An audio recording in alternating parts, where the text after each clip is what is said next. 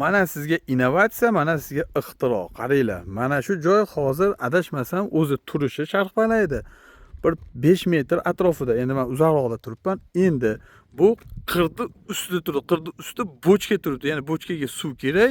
Mana shunaqa holatda suvni olib kirilar ekan. Bu aynalgan sari suv ichiga aynaveradi. Napor bor, mana turbani ichiga, mana o'rtasiga boradi. Mana shu o'rtasiga borgandan keyin mana shu turba orqali tepaga chiqib ketar ekan. Qaranglar, hech qanaqa motor chiysiz mana shunday qilib o'zlaring yasab olsang, endi tepaga haydab berar ekan. Bu qanchalik tepaga haydab beradi, to'g'risi bilmayman, lekin mana innovatsiya, mana ixtirodi zo'r. Mana ko'rib turibsizlar, mana qaranglar, turbani mana o'rtasidan aylangan, ichidan turbani montaj qilishgan, lekin yorib qo'yishgan ekan.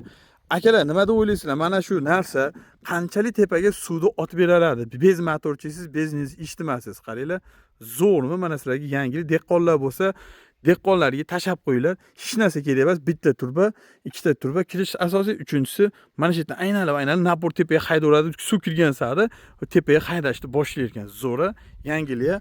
Shuning uchun doim aytaman, bizda yangi bo'lsalar, podstatsiyani bosib qo'ysalar, ishlab chiqarish bizneslarni birinchilardan ko'rib borasizlar va tanishlaringizga jo'natib qo'yinglar. Pastda podstatsiya tugmachasi bor. Bosib qo'yinglar, ishlab chiqarish bizneslarni birinchilardan ko'rib borasizlar.